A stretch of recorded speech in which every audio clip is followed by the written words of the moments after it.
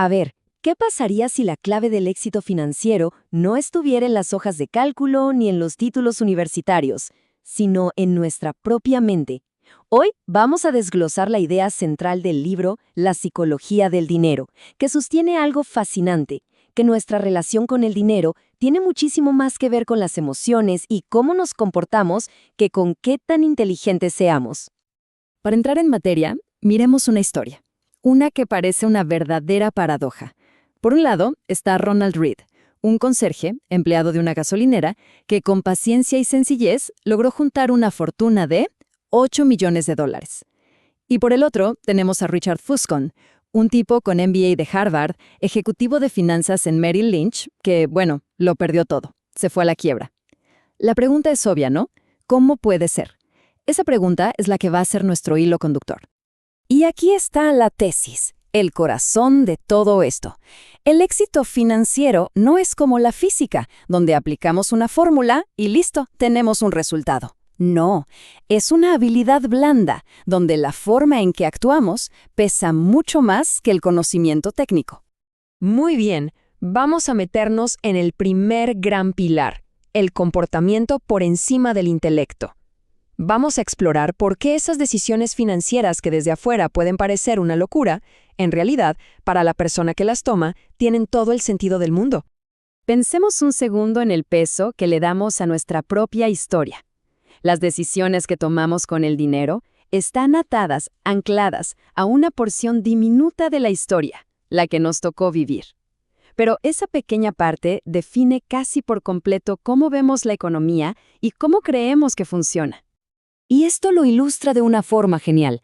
Alguien que nació en 1970, en sus años de formación, vio cómo las acciones se iban para arriba. Y claro, las vio como una máquina de hacer dinero. Pero alguien nacido en 1950 vio todo lo contrario, un mercado plano, decepcionante.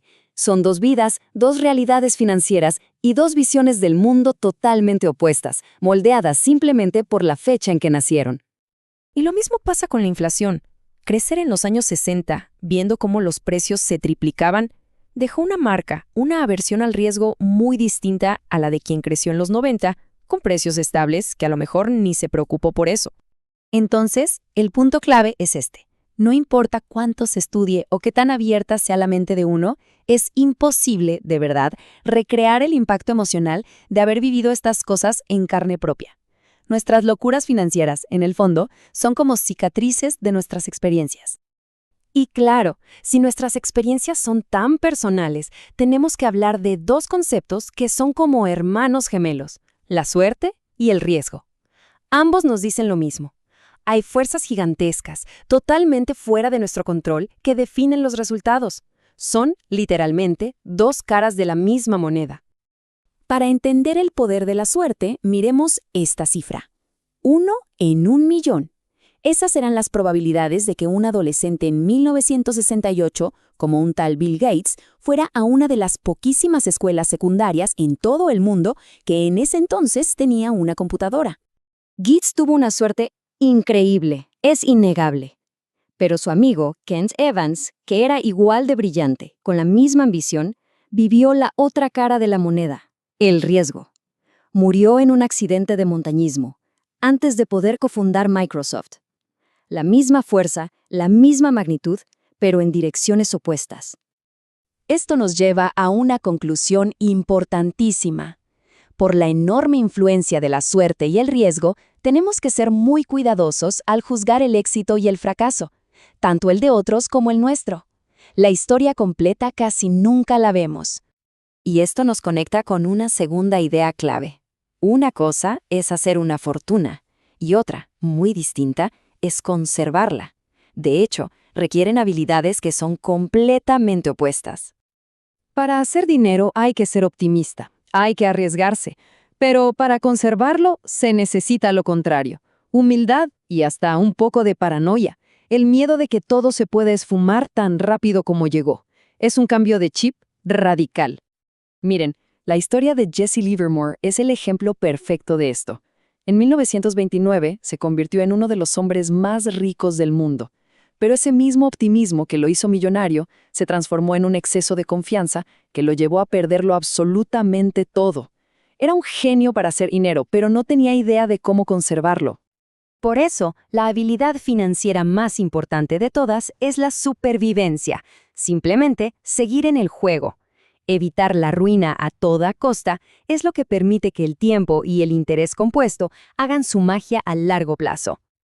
Ok, y si sobrevivir es la clave, eso nos lleva directo a la lección final.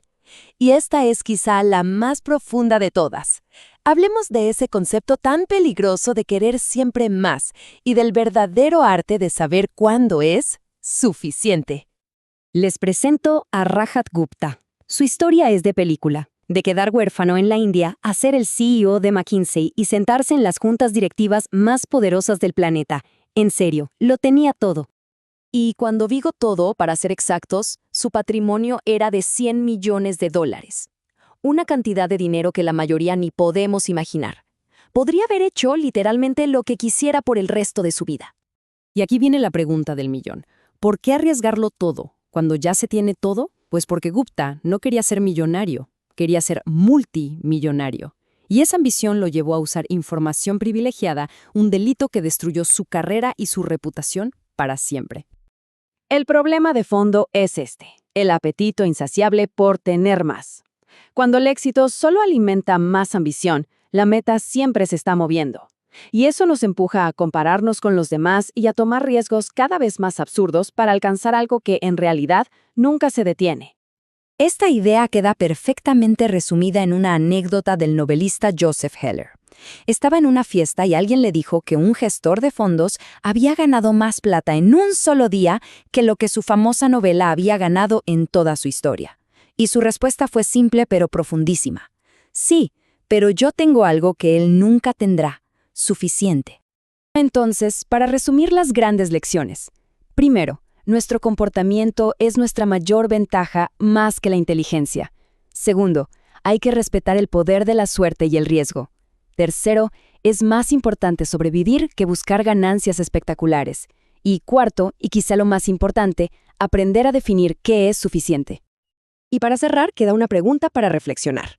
La verdadera riqueza no es solo tener dinero, es tener una buena reputación, es tener libertad, familia, amigos, felicidad. Saber cuándo hay que parar de tomar riesgos por cosas que no necesitamos es la mejor forma de proteger aquello que es de verdad invaluable.